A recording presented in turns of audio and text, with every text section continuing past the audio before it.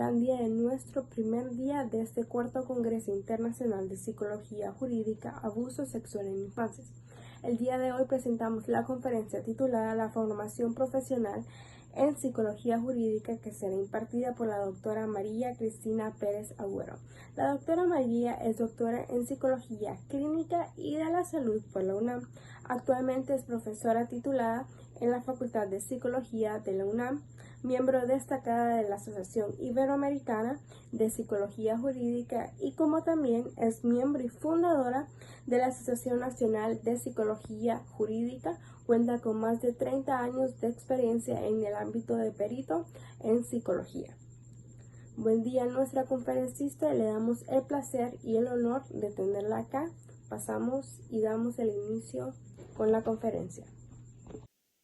Gracias, Ingrid. Gracias a la Asociación Mexicana de Psicología Jurídica y Derecho Penal por la invitación.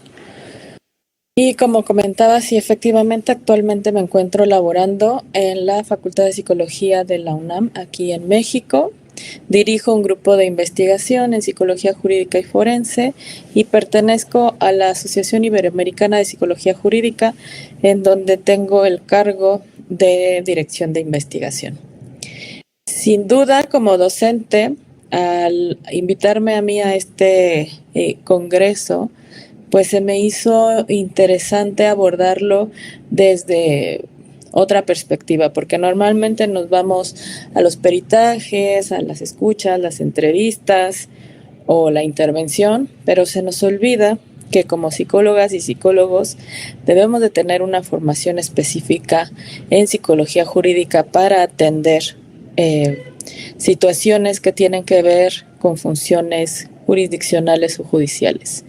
En este sentido, y es particularmente en la atención de casos de abuso sexual infantil.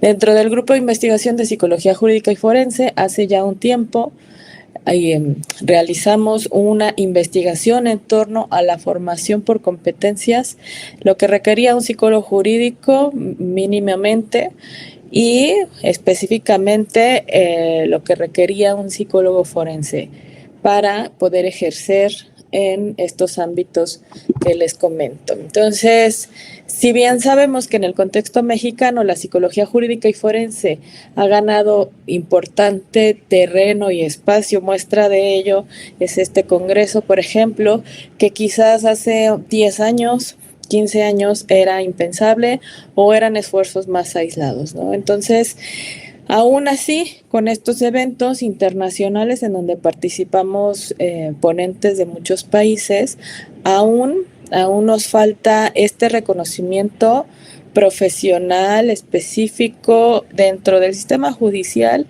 y la sociedad en general. ¿Por qué? Porque normalmente solemos pensar y equiparar la función de un psicólogo, de una psicóloga, a la parte clínica, pero se nos olvida los otros entornos en los que podemos actuar. Y si bien, ¿no?, las universidades, las facultades, escuelas en donde se brinda psicología, pues hay un campo importante en formar competencias básicas quizás para el área clínica o para el área social, para el área educativa, para el área de psicología jurídica y forense, aún nos falta tener esta formación y capacitación puntual y específica. Para no ir más lejos, de la universidad en la que yo participo y que es considerada la mejor, de las mejores en América Latina, y en cuanto a la enseñanza de psicología, pues año tras año ocupamos el primer lugar. En su currícula no contiene nada relacionado a psicología jurídica y o forense. Hay un espacio pequeño para el área de la criminología, incluso hay una especialidad en ese sentido, pero la formación de competencias para psicólogas y psicólogos que quieren participar en estos entornos se limita o se tiene que trasladar a espacios extra curriculares, ¿no? Entonces, esta es una situación importante que debemos atender y ya nos lo señala Matamoros en el libro que publicó a inicios de este año. Él nos dice que desde finales de los 90 y posteriores años los psicólogos, la psicología jurídica incursiona de manera importante en las dictaminaciones, ¿no? En estas cuestiones, sobre todo, empezamos a trabajar con cuestiones de violencia. Sin embargo, desde ese momento al actual, las principales universidades del país, y él menciona la UNAM, el Instituto Politécnico Nacional, la UAM, y bueno, por concentrarnos en el centro del país, pues no se ha incluido esta rama en esta necesidad y obligación social que tenemos para responder. Si bien quizás en algunas universidades estatales o incluso las privadas han tomado un lugar preponderante en tratar de hacer esta formación, normalmente es hacia los posgrados, en donde se da un poquito más de énfasis. Pero ¿qué pasa con nuestros alumnos que se van a estas instituciones de administración de justicia sin mucho conocimiento respecto a estas áreas? Pues bueno, a veces vienen complicaciones. En este sentido, la acreditación y la certificación son palabras que suenan muy bien y que en la realidad muchas asociaciones de pronto llegan a ofrecer estas acreditaciones y certificaciones como psicólogos jurídicos, como psicólogos forenses, pero bien sabemos que en México pues esto no tiene una legalidad o una reglamentación específica, como sucede en otros países, ¿no? Tan solo en el caso de España, que muchos de los referentes que tenemos ahí para ejercer nosotros en la psicología jurídica, pues se están encontrando frente al reto de demandar dentro de las oposiciones que se hacen para ocupar estos puestos de psicólogo forense, la necesidad de una especialidad, ¿no?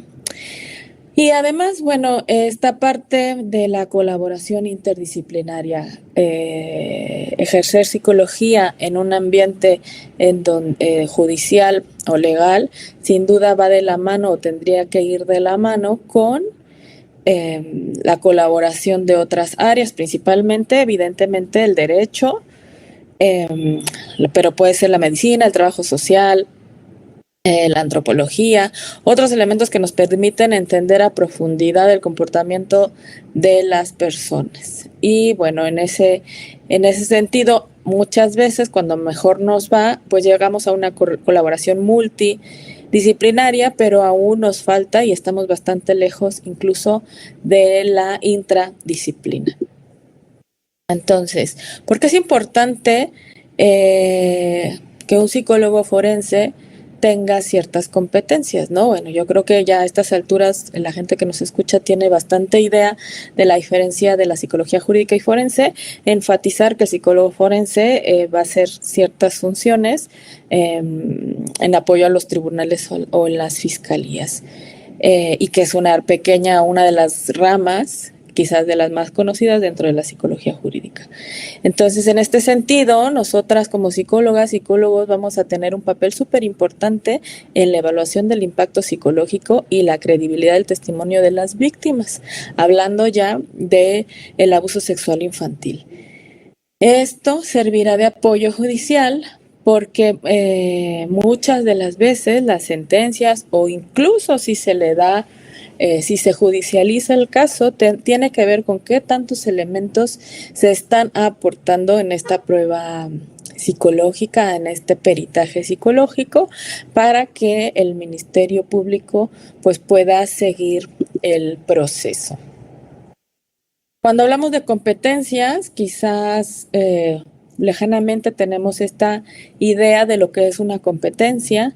Bueno, no es algo nuevo. Las competencias las adquirimos todas y todos cuando trabajamos, estudiamos, aprendemos, comprendemos y aplicamos ciertos saberes, ¿no? Entonces, las competencias están justo caracterizadas entre el saber hacer, el saber actuar, y también cuestiones actitudinales. Las competencias básicas para el psicólogo jurídico en México pues están centradas evidentemente en este análisis crítico y ético de nuestro rol profesional, particularmente en áreas como el dictamen pericial y la intervención en los diferentes conflictos legales que se puedan propiciar, particularmente hablando en estos casos de la credibilidad o de la veracidad del testimonio. En este sentido, las competencias básicas que deberíamos de tener centradas en habilidades es esta capacidad para valorar de manera objetiva y con un rigor metodológico las situaciones legales desde un enfoque psicológico. Y en este sentido, por ejemplo, muchas veces la demanda de la autoridad es que nosotros determinemos, por ejemplo, si existió tal o cual condición, una situación de violencia, de abuso sexual. Y en este sentido, bueno, no es que nosotros no podemos decir como peritos si sucedió o no sucedió la conducta, más bien tendríamos que aportar elementos respecto a si la afectación de la persona o las características de la persona tiene esas situaciones compatibles con personas que han vivido algún tipo de violencia sexual, en este caso pues el abuso infantil. Por lo tanto, en esta situación, en este marco de competencia, nosotros como psicólogos jurídicos deberíamos de tener un amplio conocimiento del marco legal sobre el cual estamos trabajando y, insisto, de la ética que regula nuestra participación en este tipo de procesos. Porque muchas veces pensamos, por ejemplo, que por ser psicólogos, psicólogas expertos en valoración clínica infantil, pues es fácil entonces tomar un caso de abuso sexual que va orientado hacia o que ya está en una vía de denuncia. Sin embargo, deberíamos de tener y reconocer la ética de que esto requiere un proceso particular. Incluso a mí cuando me buscan para hacer este tipo de valoraciones o intervenciones, porque también soy psicoterapeuta infantil especializada en trauma, siempre o regularmente tengo que aclarar esto con los papás y las mamás que asisten al despacho, porque la perspectiva clínica que se le da a los casos es muy distinta a si requieren ellos mi trabajo o el trabajo que se va a hacer, la intervención que se va a hacer con fines legales, ¿no? La metodología es completamente diferente. Entonces, pues se conoce o se sabe en el ambiente, en el entorno, que hay gente que sin la formación necesaria hace este tipo de evaluaciones.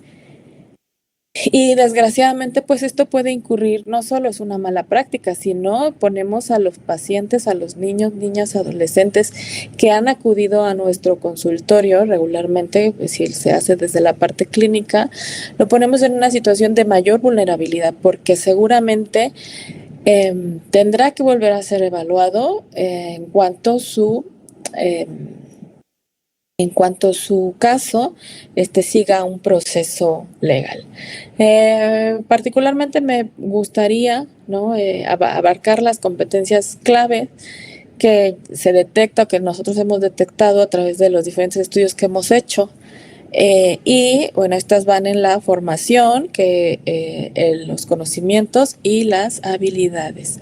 La formación, además de desarrollo infantil, pruebas psicológicas, psicopatología, situaciones vinculadas con estrés postraumático, con trauma complejo, con respuesta justo a estos eventos traumáticos, con resiliencia, con factores de riesgo, o sea,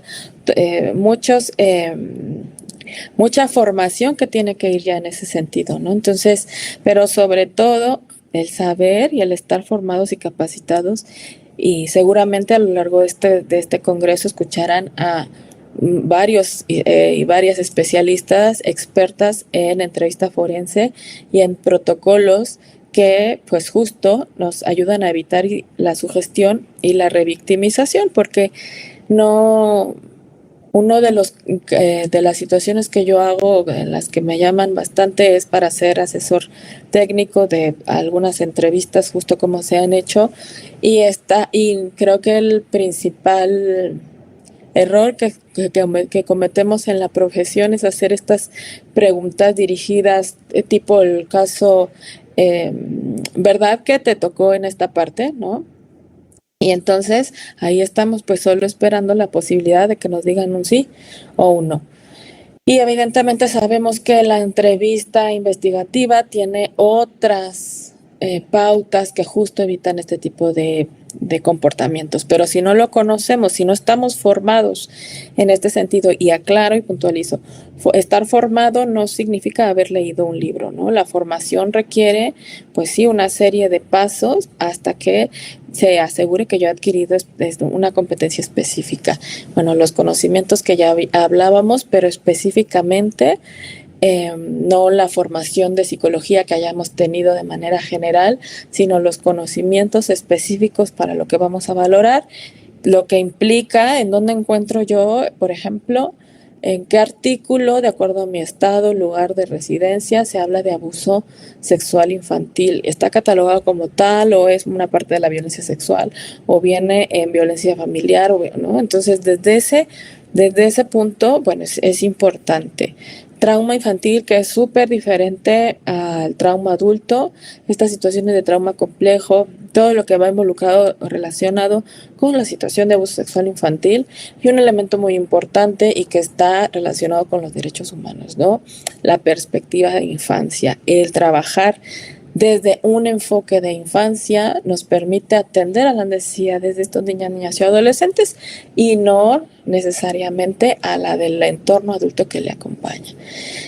Otro elemento muy importante y que para nosotros en México cobró mayor importancia a partir del año 2008, y bueno, ya llevamos un trabajo pues bastante avanzado en esto, pero antes de eso no existía, las habilidades para testificar en el juicio y presentar informes claros de manera oral, ¿no? La defensa en el juicio oral está que es que uno a veces como psicólogo no tiene esta habilidad social de estar interactuando, quizás es muy bueno técnicamente en el 1 a 1, en la entrevista, en la valoración, y mi informe es perfecto y pues soy capaz de dar un informe por escrito técnicamente muy bien construido, incluso metodológicamente. Sin embargo, si yo no cuento con estas habilidades orales, con estas habilidades, competencias específicas de debate, de argumentación, pues difícilmente voy a poder demostrar que mi trabajo o sostener mi trabajo ante una autoridad legal competente, y esto pues es indispensable. La evaluación, y bueno, aquí me gustaría puntualizar ahora sí que unas viñetas específicamente respecto a estas competencias que acabamos de abordar. Y en general, la evaluación, cuando hacemos evaluación en casos de abuso sexual infantil, debemos de tener una postura ética, precisa y adaptada a las características de la persona menor de edad, ¿no? No solo relacionada con que si estoy siguiendo un protocolo de entrevista de las que ya se conocen, sino si estoy yo adaptado en mi espacio, mi vocabulario, mi manera de dirigirme a este niño ni adolescente, porque claro, no es lo mismo estar valorando a un niño de 3 años, a una de 12 y a una de 17. Las características son completamente distintas, ¿no? En general, no, bueno, pues como les mencionaba hace rato, el conocer técnicas específicas como la entrevista cognitiva o investigativa y la utilización de indicadores de veracidad. En un estudio que hizo la ya ahora doctora Luz Adriana Arellano de la Universidad Michoacana de San Nicolás de Hidalgo, pues en un análisis de diversos peritajes que hizo respecto al abuso sexual infantil, pues se encontró que 0 de ellos utilizaban estos indicadores de veracidad, ¿no? Un elemento que nos cuesta mucho trabajo aún en la actualidad es los elementos como videograbación o el uso de cámara de Gesell, que en teoría deben ser obligatorio porque es parte de la técnica misma, no solo de la técnica misma de entrevista, sino del principio en el cual se fundamenta, y es evitar la revictimización. Sin embargo, aquí estoy observando que tenemos diversos problemas.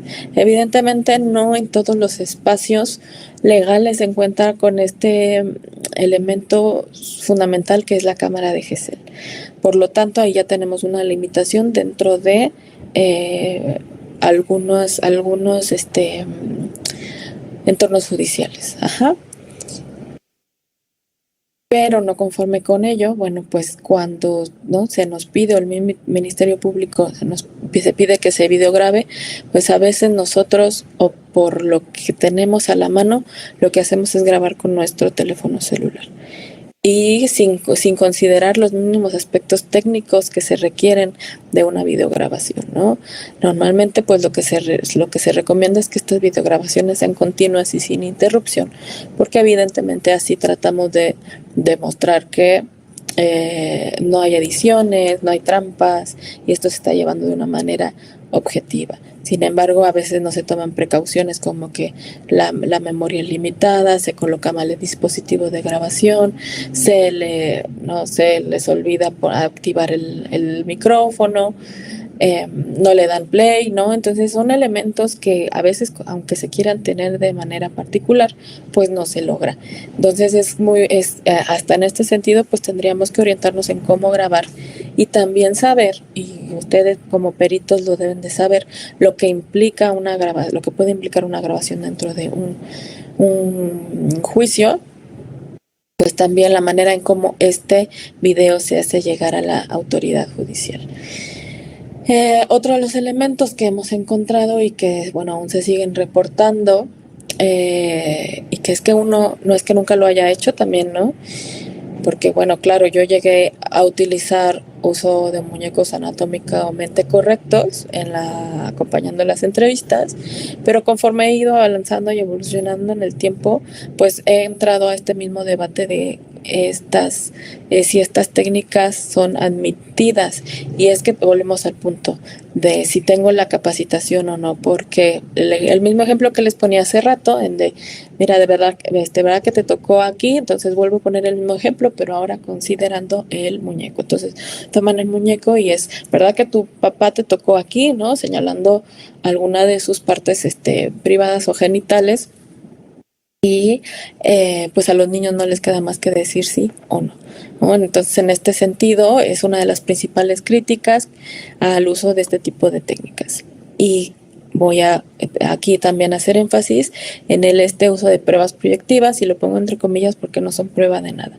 Si bien dentro de la psicología clínica, dentro de la psicología proyectiva, dentro de algunas teorías psicodinámicas que han acompañado su formación, su creación, está estudiado que no son elementos fiables, no tienen validez, no tienen dos estándares además adicionales a estos que consideramos normalmente, que es, por ejemplo, la sensibilidad y la especificidad. Evidentemente este tipo de técnicas no los contiene. Y aquí ha habido mucho debate porque dicen, no, pues que hay que saber interpretar, y que es evidentemente que los dibujos hablan, e incluso hay libros que han salido en los últimos años, ¿no?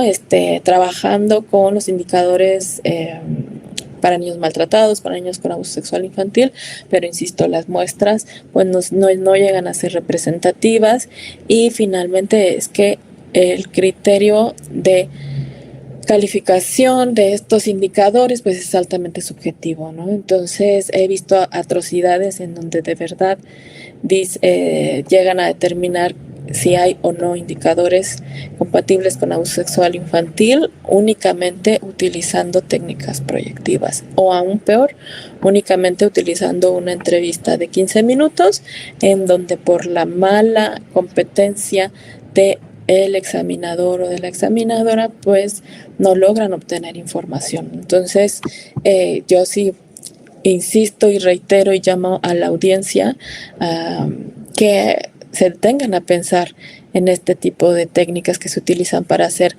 afirmaciones contundentes para un proceso. En general yo diría que para cualquier proceso en psicología, pero particularmente para uno que tiene que ver con una situación legal, porque pues están jugando justo a veces la libertad, el que haya un debido proceso, el que les den la custodia o no.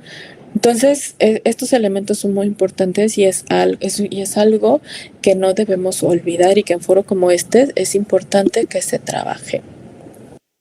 Y en este sentido, bueno, desde la formación de competencias, es que no es que ya haya aprendido una vez y esto me vaya a servir desde que lo aprendí a los 20 hasta los 70 que dejé de ejercer. No, la necesidad imperiosa de formación continua. Vivimos en un país, desgraciadamente, en donde si bien tenemos nuestra ley general de profesiones y nuestros reglamentos respecto a si cumplimos o no, no tenemos una regulación específica o muy particular como existe en otros países. Tal es el caso de Estados Unidos, por ejemplo, que para poder ser perito, pues por lo menos deben de tener un doctorado, por lo menos, ¿no?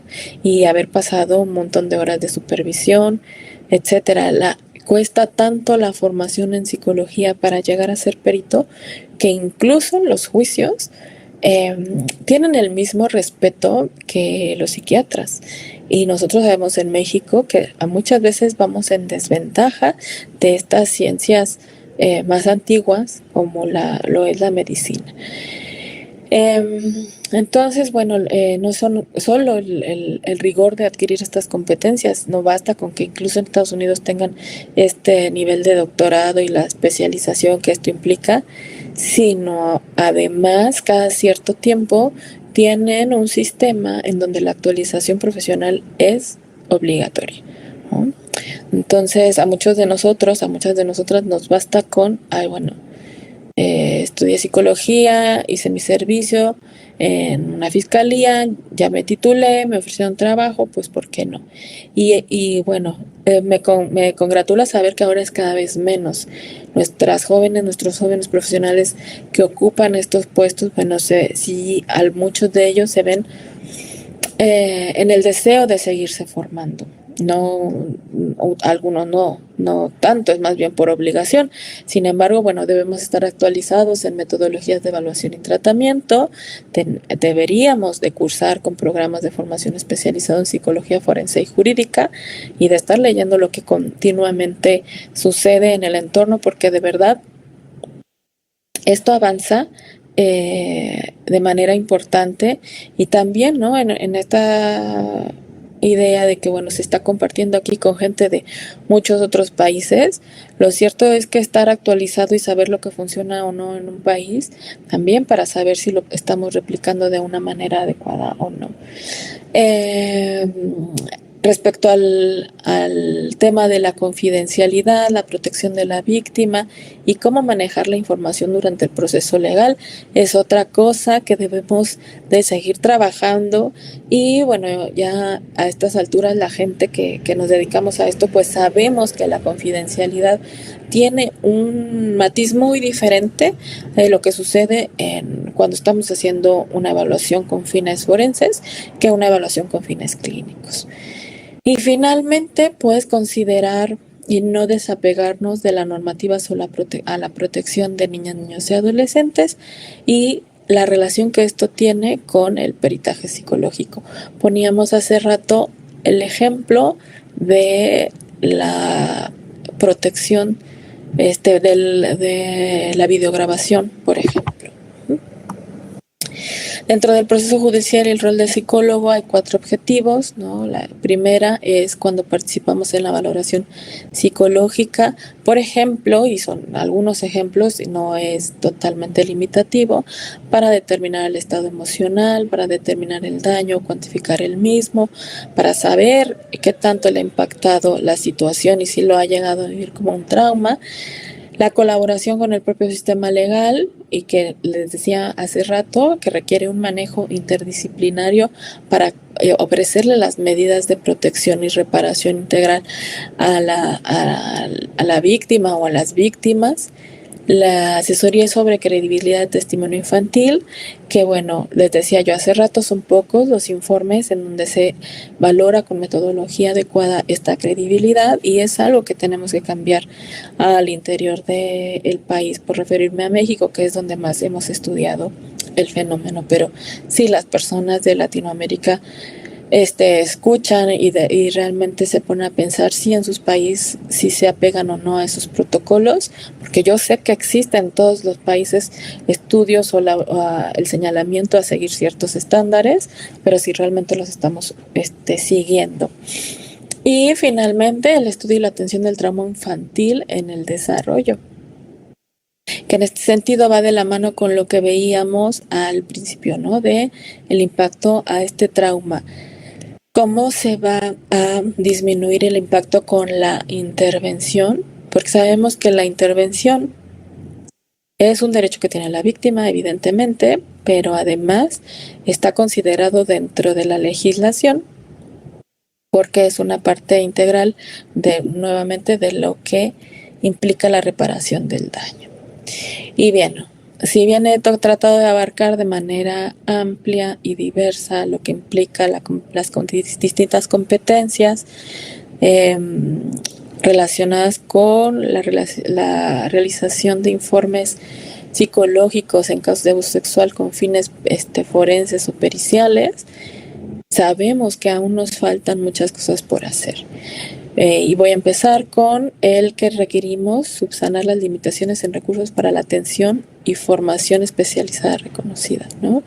Sabemos mucha gente que se forma o que trabaja en estos ámbitos, pues recurre a este tipo de congresos que, si bien les da idea de lo que está sucediendo en muchas partes del mundo y que por supuesto que tiene un valor de formación continua, lo que se puede decir en una conferencia de 40 minutos, de 1 hora, en un taller de 3 horas, si yo no tengo un conocimiento anterior o si no sigo fortaleciendo ese conocimiento, pues es muy limitado, ¿no? Entonces, el llamamiento a las fiscalías y los poderes judiciales para que den la capacitación continua adecuada, ¿no? Es algo que se requiere, porque la verdad es que trabajar con justiciables sin el conocimiento, pues solo exponemos a las personas a la revictimización o a una presentación fraudulenta de la propia profesionalización, y luego tampoco es que pues la misma profesión se deja mal parada, ¿no? Y esto pues evidentemente retrasa la administración de justicia. Si nosotros tuviéramos tribunales, fiscalías con los equipos de psicólogos, de trabajadores sociales, de antropólogos, criminólogos, realmente formados con las competencias que se requieren y con una actualización constante, pues no tendríamos quizás tantos pacientes o víctimas diciendo, si hubiera sabido que esto era hacer una denuncia, pues mejor no lo hubiera hecho, ¿no?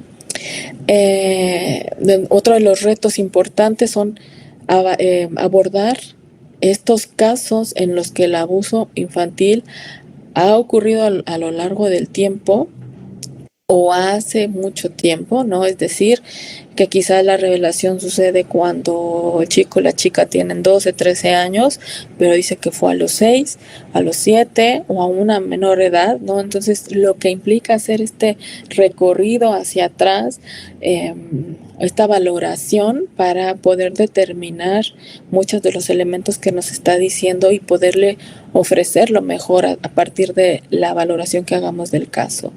Y otro tipo de retos y dificultades es cuando las denuncias de abuso sexual infantil están vinculadas con otro tipo de demandas civiles, porque los casos de alto litigio, de alta complejidad, pues muchas veces también revictimizan a los propios niñas y adolescentes. Si bien tenemos protocolos de otros países, como el mismo protocolo NICH, que seguramente muchos lo han escuchado hablar respecto a cómo abordar una entrevista para personas menores de edad, o el mismo protocolo de la Suprema Corte de Justicia de la Nación para atender casos en niños y adolescentes. Nos dan ciertas recomendaciones respecto a cómo abordar algunos casos que involucran a las infancias. Lo cierto es que no tenemos un estándar claro en la evaluación forense de niñas, niños y adolescentes. No existe un consenso. Quizás exista un código ético de una sociedad, quizás otro de un colegio, quizás otro de una universidad, pero pautas específicas para valorar, atender casos de niñas, niños o adolescentes, pues no existen como sí lo existen en otros países, y que bien, muchas veces pues volteamos a ver esos protocolos, pero insistimos, ¿no? Las diversidades culturales, sociales, contextuales, pueden dar un giro completamente diferente al caso que estamos abordando. También, ¿no? A veces pensamos que el psicólogo jurídico, el psicólogo forense, el psicólogo jurídico, el que se involucra en casos legales, o el psicólogo forense que va a tener esta función netamente dentro del juicio, dentro del proceso legal que se esté llevando, de hacer sus pruebas, defenderlas y ya, ¿no? Pero hay esta parte de la psicología clínica forense o la psicología forense experimental, por ejemplo, que es muy interesante, son otras perspectivas desde la investigación y la intervención, cómo crear programas de prevención y tratamiento realmente útiles y que impacten en nuestra sociedad.